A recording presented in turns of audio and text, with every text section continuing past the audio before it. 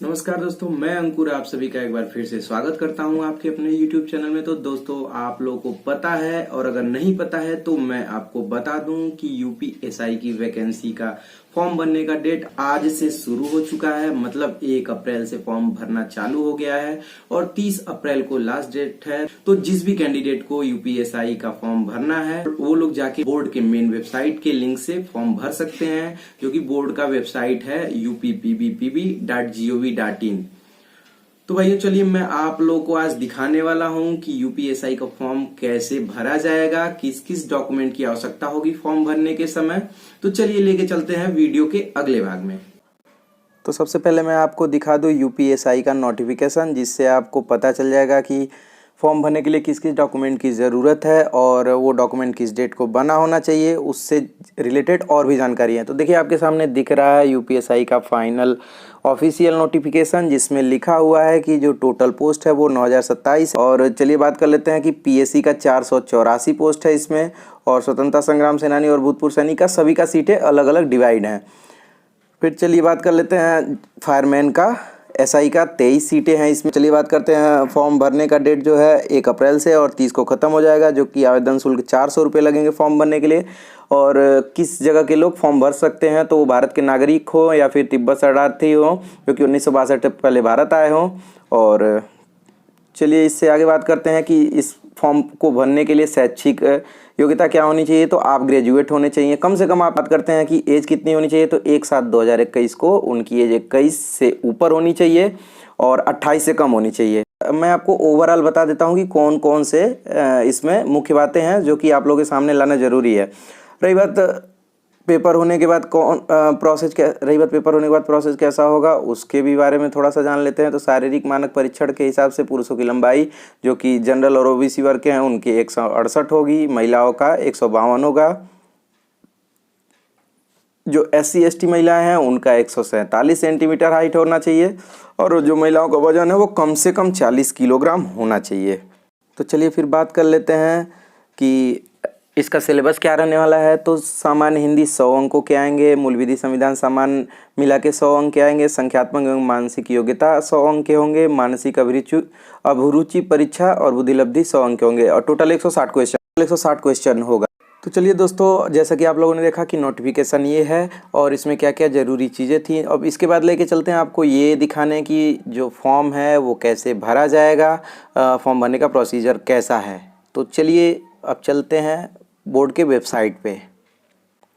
तो सबसे पहले आप गूगल क्रोम खोल लीजिए और उसमें आपको सर्च करना है जो बोर्ड की दिया हुआ वेबसाइट है uppbpb.gov.in। जैसा कि आपको दिख रहा है सर्च बार में, ऑलरेडी मैंने सर्च कर रखा है।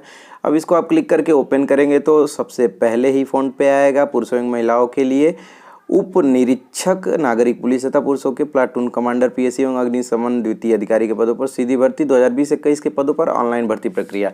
जब आप इसको ओपन करेंगे तो आपके सामने 2 चीज़ दिखेगा, नीचे और भी कुछ डिटेल्स हैं। ऊपर दिखेगा न्यू यूज़र और आगे दिखेगा रजिस्टर्ड कैंडिडेट। तो न्यू यूज़र का मतलब ये है कि जिनको अभी फॉर्म भरना है, और रजिस्टर्ड कैंडिडेट का मतलब है कि जो लोग फॉर्म में कुछ चरण भर दिए हैं और उनको दोबारा फॉर्म भरने के लिए ओपन करना है, तो वो लोग दूसरा खोलेंगे। तो हम लोग नए हैं तो चलिए हम लोग खोलते हैं न्यू यूज़र को, जहाँ पे क्लिक करने पे आपको कुछ ऐसा दिखेगा सामने, जिसमें नीचे पूरा इम्पॉर्टेंट इंस्ट्रक्शन है कि आपको फॉर्म भरते समय कौन कौन से डॉक्यूमेंट रखने हैं, और भी बहुत सी चीज़ें हैं जिसको आप चाहिए तो पढ़ सकते हैं।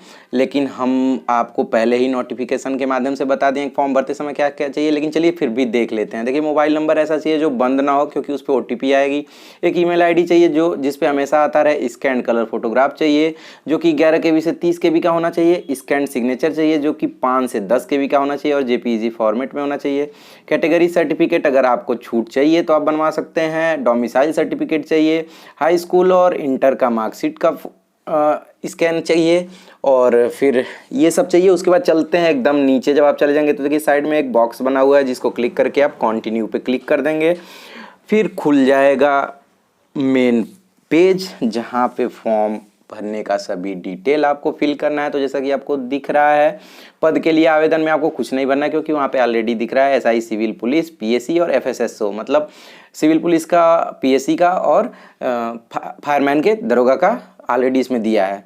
और फिर नीचे आता है शीर्षक, जिसमें इंग्लिश में लिखा है टाइटल। उसमें आप सेलेक्ट करेंगे जब, उसको जब आप ओपन करेंगे तो उसमें 3 चीज़ें दिखेंगी आपको, मिस्टर, मिसेस और डॉक्टर। तो अगर अब कोई पुरुष है तो वो पहले वाले पे क्लिक करेगा जिसको मिस्टर कहते हैं। अब आते हैं उसके नीचे आवेदक का पहला नाम, मतलब अगर कोई लिखता है, जैसे मान लीजिए मेरा नाम है अंकुर, अगर मैं लिखूं अंकुर कुमार यादव तो फर्स्ट नेम में अंकुर, मिडिल नेम में कुमार, लास्ट नेम में यादव लिख देंगे। और उसके बाद नीचे जो लिखा हुआ है आवेदक का पूरा नाम, जब आप तीनों डिटेल भर देंगे तो उसमें ऑटोमेटिक वो ले लेगा आपका टोटल नाम। जैसे मान लीजिए मेरा नाम अंकुर कुमार यादव है तो अंकुर कुमार यादव लिख देगा उसमें।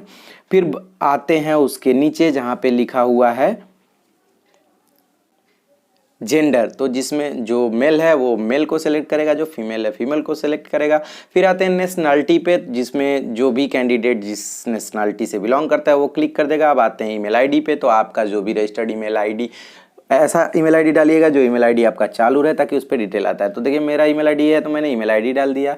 फिर आते हैं ऐसे नंबर पे जिस पे OTP आएगा, क्योंकि फॉर्म भरने के बाद OTP आएगा तभी आप आगे का प्रोसेस कर सकते हैं। तो आप वो नंबर डाल दीजिएगा। फिर नीचे आता है वेरिफिकेशन इमेज, उसमें जो नंबर लिखा है आप इसमें डाल के जब सेंड OTP पे करेंगे तो OTP आएगा। OTP डालने के बाद जब आप फॉर्म को सबमिट करेंगे तो आपका रजिस्ट्रेशन हो जाएगा। आपको मिल जाएगा एक रजिस्ट्रेशन ID और पासवर्ड के तौर पे आपका डेट ऑफ बर्थ रहेगा। तो डेट ऑफ बर्थ और उसको जब आप आएंगे फिर बाहर, तो अब आपको क्लिक करना है पंजीकृत अभ्यर्थी पे, मतलब आप ऑलरेडी रजिस्टर्ड हो चुके हैं। और उसके बाद जब आप इन सब चीज़ों को डाल के आप जब सबमिट करेंगे तो आपका दूसरा चरण खुल जाएगा, जिसमें आपको टोटल डिटेल भरना पड़ेगा। आप किस स्कूल से पढ़े हैं, आपकी क्या योग्यताएं हैं, आपका फ़ोटो, आपका डॉक्यूमेंट सब अपलोड करना पड़ेगा। ये सब अपलोड करने के बाद फिर आएगा तीसरा चरण, जिसमें आपको 400 रुपये का पेमेंट करना पड़ेगा। 400 जब आप पेमेंट कर देंगे और फॉर्म को फाइनली सबमिट कर देंगे तो आपका जो फॉर्म है वो, जो आपका फॉर्म भरने का प्रक्रिया है वो हो जाएगा टोटल कंप्लीट। तो गाइज ये था सबसे आसान तरीका फॉर्म भरने का। जिसके पास भी लैपटॉप या एंड्रॉयड मोबाइल है और बस थोड़ा सा नेट अच्छा चाहिए उसके लिए, तो वो लोग घर बैठे भी इस फॉर्म को भर सकते हैं। तो आप लोगों को बता दूं कि पेपर में निकला था कि जून में आप लोगों का पेपर कराया जाएगा। तो मे भी हो सकता है 1 आध महीने आगे बढ़े, लेकिन आप ये मान के चलना कि 2 महीने में ही पेपर कराना है। और 2 महीने का टाइम है, तो आप लोग अभी से पढ़ाई में लग जाइए और युद्ध स्तर वाली पढ़ाई कीजिए। तो मेरे भाइयों, उम्मीद है कि जिस भी कैंडिडेट को फॉर्म भरना है वो इस वीडियो को देख के बहुत अच्छे से क्लियर हो लेंगे कि फॉर्म भरने का प्रोसीजर कैसा है, और वो घर पे भी बैठ के फॉर्म को भर सकते हैं। मतलब अगर उनके पास लैपटॉप है या फिर एंड्रॉयड मोबाइल है तो उससे भी इस फॉर्म को भर सकते हैं। तो उम्मीद है कि आप लोगों को ये वीडियो अच्छा लगा है। अगर वीडियो अच्छा लगा हो तो वीडियो को लाइक और सब्सक्राइब करें और ये वीडियो उन दोस्तों तक पहुंचाएं जिनको भी इस वीडियो की आवश्यकता है। तो चलिए मिलते हैं नेक्स्ट वीडियो में, तब तक के लिए जय हिंद, वंदे मातरम।